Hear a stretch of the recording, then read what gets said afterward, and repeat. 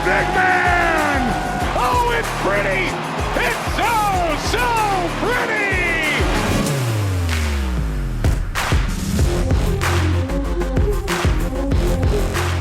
It was a Central Division showdown as Milwaukee and KC went toe-to-toe. Baltimore and Tacoma faced each other for the first time ever, and the Dallas Sidekicks continue to impress. It's all coming up. This is MASL Primetime. What's up, everyone? I'm Alex Bastiavansky. So great to have you on board for this week's program, and there was a delicious matchup on the menu last weekend. A home-and-home series between Central Division rivals Kansas City and Milwaukee. Now, KC swept both games the teams played earlier in the season, but Milwaukee is much improved since then. They had won 4 of 5 when the teams squared off on Saturday. The Comets were coming off just their second loss of the season the weekend before, but they hit first in this one. Let's see Thetsani, who's been so good for KC lately, shakes off his man and makes it 1-0. But then couldn't quite find the ring. Good job by Meisner. Come out and cut the angle. Huffman keeps it alive. Turner! We're tied at 1. Tyler Turner with a howitzer. Second quarter, Leo Gibson snatches the lead back for KC, putting it past Matt Perella. But the Comets commit the cardinal sin of giving Ian Bennett way too much time and space. The little side footer there as it slides past Lou Meisner. Second half, trailing 4-3, KC evens it. Leon Marquez says, shh, but maybe they got a little too cocky. 3 minutes later, oh boy, Meisner gives it right up for Andrew Weideback, who says thank you very much. And then it's the Canadian assassin getting in on the fun. Bennett catching the Comets napping. He sneaks in. This was a big W for the Wave, who made it 5 wins in 6 games, 8-4 the final score. And they did it all over the next night in Kansas City with a very different outcome, though. The Comets draw first blood 2 minutes in. Big stop by Matt Perella, but Christian Anderos pounces on the rebound to make it 1-0. Back comes the Wave. Andre Haynes spins and burns it past the keeper, and it's all tied up 1-1. Just 2 minutes after that, Arian Marquez misses on the header, puts home the second chance, though. Comets lead 2-1. Thetsani continuing to shine for the Comets. Too much mustard on that offering. They're up 3-1. Second quarter now. Got it. Look at Meister come. Meister way off his line. He does the Superman. Now they're trying to chip him from distance. Oh, Margaret! It goes in! Tyler Turner from well beyond midfield. That was a beauty, but the Comets just too much on this night. Nick McDonald pumps it past Perella as the Comets bounce back big time. They crushed the Wave in this one, 11-4 the final score. This was expected to be a titanic tilt between West Division rivals, but San Diego laughed at that suggestion. First quarter, mad scramble. Finally, Craig Childs puts an end to the madness and makes it 1-0 Sockers. With the score 2-0, Charlie Gonzalez just continues to terrorize the Fury. He goes 5-0. San Diego cruising. Second quarter now, 2-on-1. Juan Manuel Rojo feeds Christian Gutierrez 4-0 San Diego, and it goes from bad to worse for Ontario. Toth serves it up for Craig Childs, who was never going to miss an offering like that. San Diego was up 8-0 at one point in this contest. I will admit it, I thought this one would be a real showdown. It was all Sockers, though. Okay, this was the first ever MASL meeting between Baltimore and Tacoma. Seems hard to believe, but it's true. And Tacoma was all over them early. Kevin Narano slides it under Mike Zierhofer, and it's 1-0 Stars. And then, watch this one. West. Big ball, Perera! Oh my word! You'll never see a volley of its equal! That is one of the goals of the year. They were up 3-0 when the Blast get on the board. Oswald Anang pokes it past Danny Waltman. They draw closer in the second, Tony Donatelli, making it a 3-2 contest. But then, another beauty. Short-handed here. Ramos gone in for Caceres. Caceres shot, kick save Zierhofer. Ramos on the volley! It's gone in! Mike Ramos absolutely sensational. Ramos with the banger, and the Stars take down the Blast in their first MASL meeting 7-5. Okay, some Tacoma Stars news. They have signed midfielder Miguel IBARRA, who most recently played with the Seattle Sounders in Major League Soccer. IBARRA also played previously for Minnesota in the MLS and earned a cap with the U.S. men's national team back in 2014 against Ecuador. Scoring leaders now, Ian Bennett on top with 39, followed by NDI, Frank Tayu, Leo the Legend with 31, and Victor Pereras of the Florida Tropics to round out your top 5.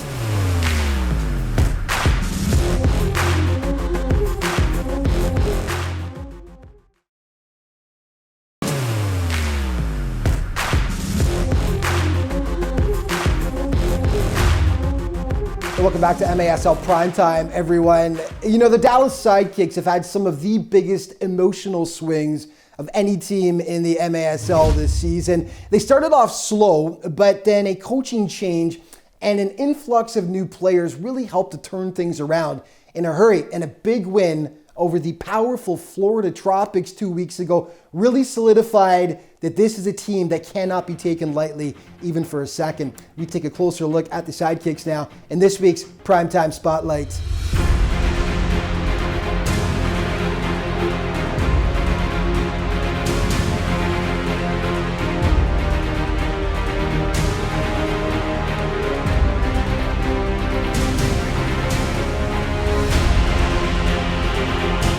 It's always a big event when the Sidekicks are playing in Dallas. And this season, there's been a lot to cheer for, as the team is on pace for its best result in years.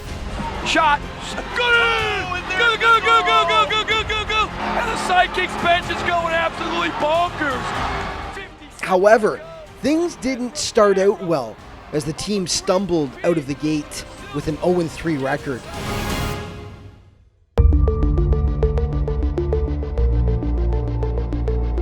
I mean, I think the beginning of the season was a little bit rough just because it was a new coach, a new ideas trying to be implemented, new group of guys trying to get to know each other.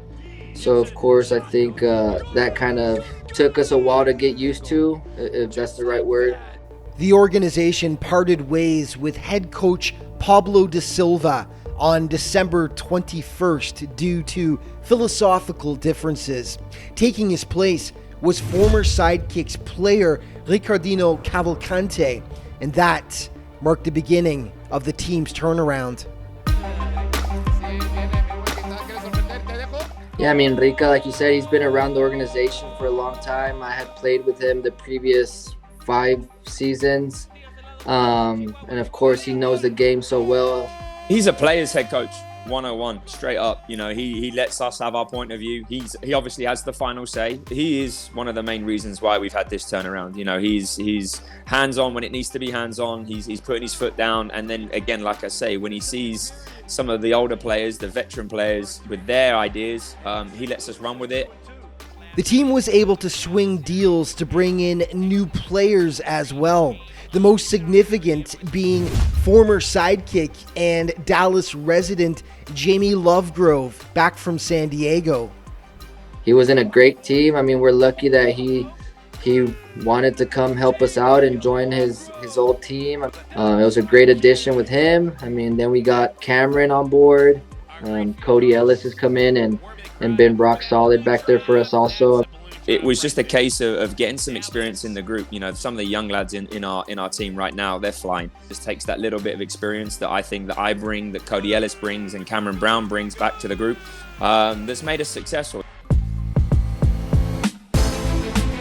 The kids are definitely all right, especially 22-year-old rookie Luis Morales, a front runner for MASL Rookie of the Year. He leads the team in scoring. He's been a great goal scorer. He's competitive. He's works hard. I mean, everything you can ask for from a young player to come in and help the team out, he's been doing. So, I mean, we're excited to have him, and hopefully he can stick around for a while and keep helping the organization. In between the posts, Juan Gamboa has been outstanding for the Sidekicks. Gamboa is sensational. There's no two ways about it. Honestly, he's unreal. He really is. And again, we keep talking about how we've become successful, and mainly because of him. So it does start with him, and he is the important piece for us at the minute, and he's keeping us in games and giving us the opportunity to win games ourselves. It's Mendez. And Mendez, 5-hole! My goodness! Wow, wow, wow. Dallas currently sits right around the 500 mark, but they've been on the upswing since late December. And a recent massive win over the powerful Florida Tropics served notice that this is a team that could do some serious damage come playoff time. I mean, we know every game's going to be a battle, every game's going to be different, and we know that if we do what we can do as a group and as a team, we can go out there and compete against any team in the league. I mean, we believe in ourselves. We know that if we go out and do the things that we can do as a group, we can be competitive. Hopefully by playoff time, we're able to do something special that, I mean, we believe we can. Okay, some more league news. TACOMA superstar Nick Perera has been named the general manager of the OL Reign, one of the inaugural members of the National Women's Soccer League. Perera will be responsible for the overall management of the team's soccer operations. Nick, of course, has experience playing and coaching at numerous pro, collegiate, and amateur levels around the world. Congratulations, Nick.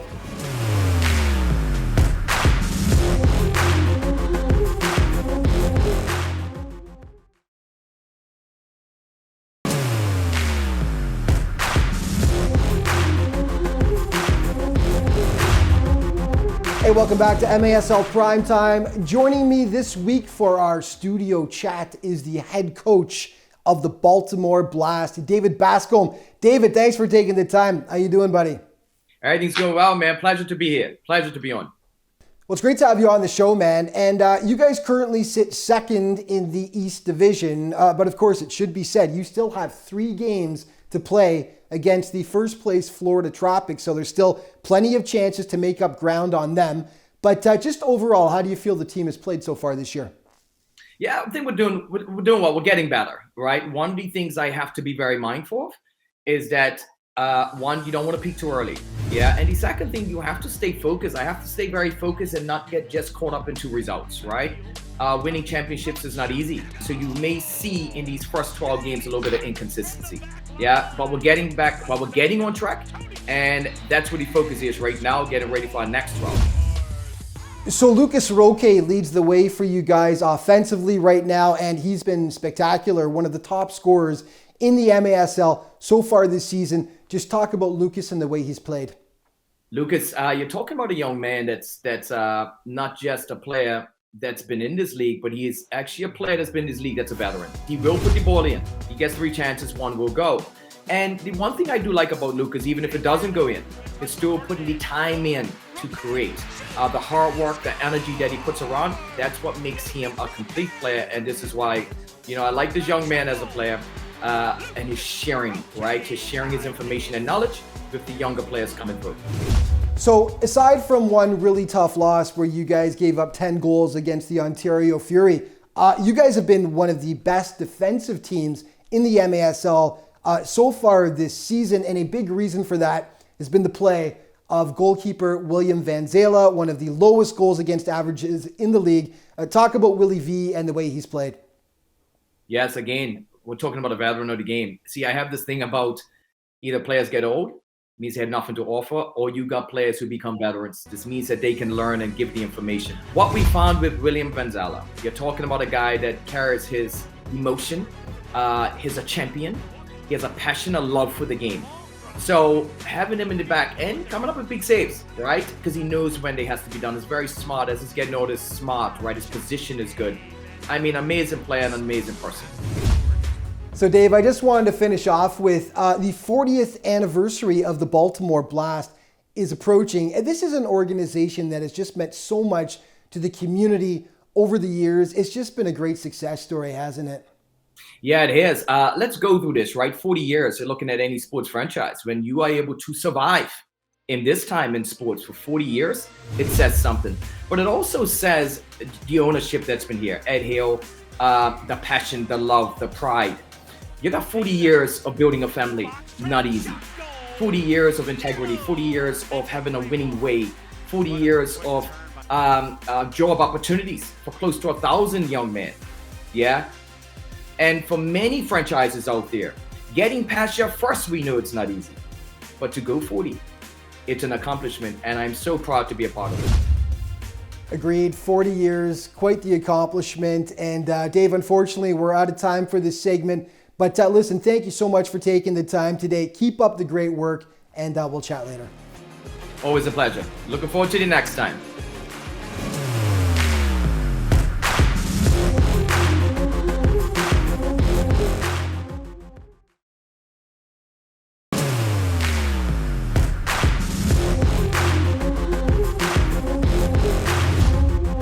Hey, welcome back to MASL Primetime, everyone. You know, the Chihuahua Savage went into game action last weekend brimming with confidence, and really, how could they not be? After a slow start to the season, the Savage have really started to click lately. They were coming off the Missouri sweep, having taken down both St. Louis and Kansas City, and they were hoping to keep the momentum going against Harrisburg on Friday.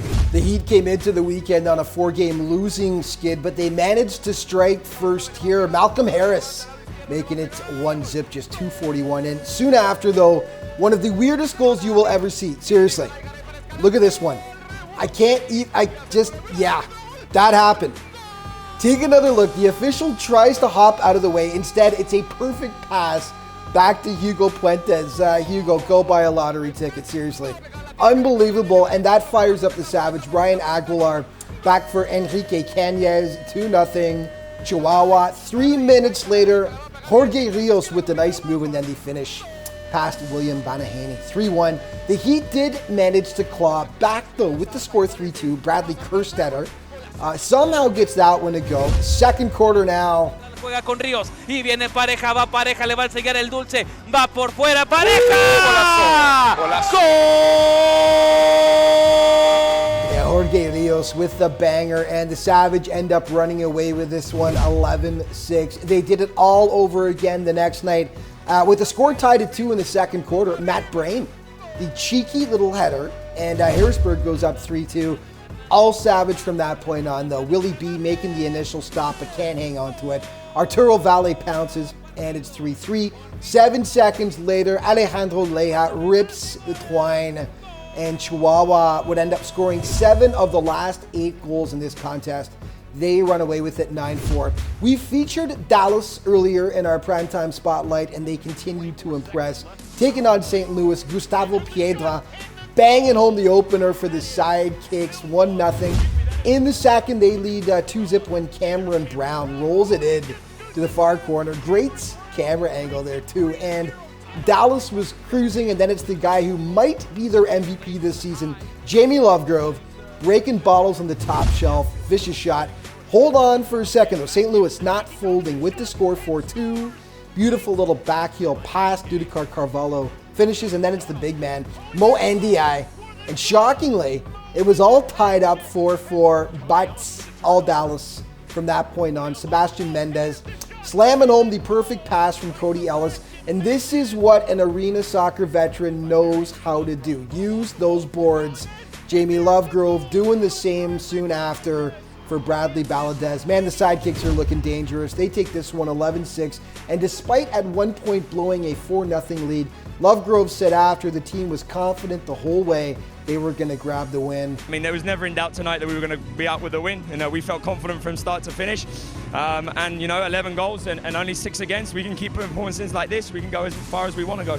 Okay, primetime players from last week, and it's a sweep for the Chihuahua Savage. Offensively, Jorge Rios, who had a big-time week, 5 goals, 1 assist for the Mexican squad in their 2 wins over the Harrisburg Heat. And yeah, his teammate, the keeper, Berna Valdovinos, getting the Defensive Player of the Week honor, and he was a standout. 22 saves Just 7 goals allowed in those 2 wins over the Harrisburg Heats. Okay, plays of the week now. Couldn't quite find the ring. Good job by Meisner. Come out and cut the angle. Huffman keeps it alive. Turner! We're tied at 1. Macias over to Lovegrove with the shot, and there's the goal! Jamie Lovegrove with the laser shot makes it 4-0. Post, and Perella's got it. Look at Meister come. Meister away off his line. He does the Superman. Now they're trying to chip him from distance. Oh, Margaret! It goes in! Escoto. Yes, Charlie Gonzalez on him. Charlie Gonzalez out. That ball comes up. Charlie Gonzalez goal, as he's done time and time again here in Toyota Arena. Back on the field. Couple mistakes. You know what? Show the guy some confidence. And a back heel to JT Thomas, who shot and scores! JT Thomas moves the St. Louis ambush within. And then over to Tetsane, fires and shot, score! That was a laser off Tetsane. Para Río, si viene Garay, Garay para Escalante, el rebote y le hace tu mira al árbitro, gol, gol, gol.